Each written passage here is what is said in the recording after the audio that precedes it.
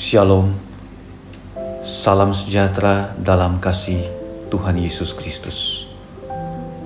Kita berjumpa kembali dalam Renungan Harian Toraya edisi Sabtu 17 Juni 2023. Bapak, Ibu, Saudara-saudari yang terkasih di dalam Tuhan, mari kita naikkan puji dan syukur kepada Tuhan atas kasih dan penyertaan-Nya dalam kehidupan kita.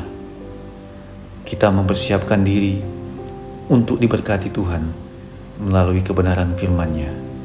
Sebelum kita membaca dan merenungkan firman Tuhan, mari kita berdoa mohon hikmat Tuhan. Tuhan Allah, Bapa yang kami sembah di dalam nama anak-Mu Yesus Kristus,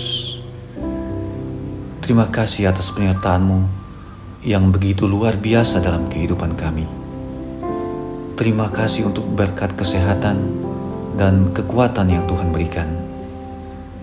Bahkan Engkau masih memberikan kami kesempatan untuk menikmati berkat Tuhan, baik jasmani maupun rohani.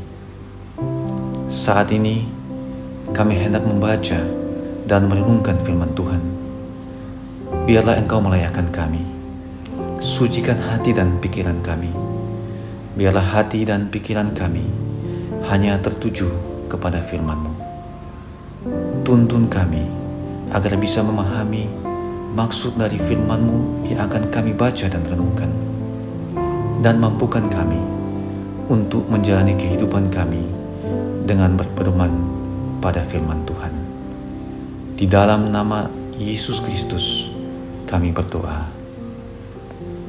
Amin. Pembacaan firman Tuhan hari ini terambil dari kitab Nabi Nehemia pasal 9 ayat 1 sampai 5. Di bawah judul Pengakuan Dosa dan Permintaan Doa.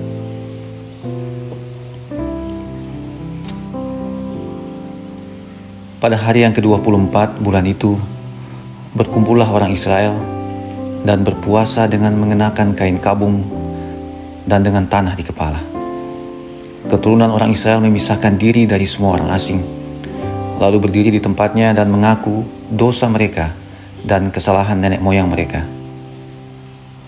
Sementara mereka berdiri di tempat, dibacakanlah bagian-bagian daripada kitab Taurat Tuhan Allah mereka selama seperempat hari. Sedang seperempat hari lagi mereka mengucapkan pengakuan dan sujud menyembah kepada Tuhan Allah mereka. Di atas tangga tempat orang-orang Lewi berdirilah Yesua, Bani, Kadmiel, Sebanya, Buni, Serebia, Bani, dan Kenani. Dengan suara yang nyaring mereka berseru kepada Tuhan Allah mereka. Dan berkatalah Yesua, Kadmiel, Bani, Hasabneya, Serebia, Hodia, Sebanya, dan Petahya, orang-orang Lewi itu. Bangunlah, pujilah Tuhan Allahmu dari selama-lamanya sampai selama-lamanya. Terpujilah namamu yang mulia, yang ditinggikan mengatasi segala puji dan hormat. Demikianlah firman Tuhan. Tema renungan hari ini adalah bangunlah, pujilah Tuhan. Ada seorang pemuda bernama Yomel. Dia sangat suka bermain game. Saking terlalu sering bermain game, ia bisa menghabiskan waktu berjam-jam hanya untuk bermain game. Ia bahkan tidak lagi memiliki waktu untuk membantu orang tua bekerja dan tidak pernah lagi belajar. Pada suatu hari di sekolah, ia ditegur oleh guru karena tertidur di kelas. Ia kemudian dibangunkan dan disuruh mencuci muka, lalu membersihkan kamar mandi sebagai hukumannya. Ia harus bangun dari tidurnya. Ia harus bangun dari kemalasannya. Ia harus bangun dan melakukan hal yang berguna dan benar.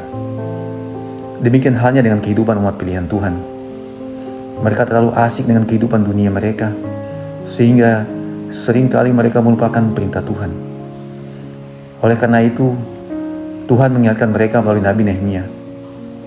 Umat Tuhan dituntun untuk dengan sepenuh hati datang, mengakui dosa mereka di hadapan Tuhan.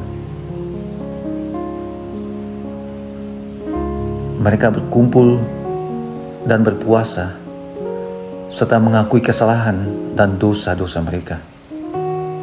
Dalam momentum tersebut, kepada mereka diperdengarkan firman Tuhan selama 1/4 hari, dan kemudian dilanjutkan dengan pengakuan dosa dan penyembahan selama 1/4 hari. Dalam kesungguhan itu, mereka diajarkan untuk bangun memuliakan Tuhan. Ayat kelima mengatakan, bangunlah, pujilah Tuhan Allahmu selama-lamanya. Mereka sudah tertidur dalam kesenangan, dan sekarang mereka harus bangun memuliakan Tuhan.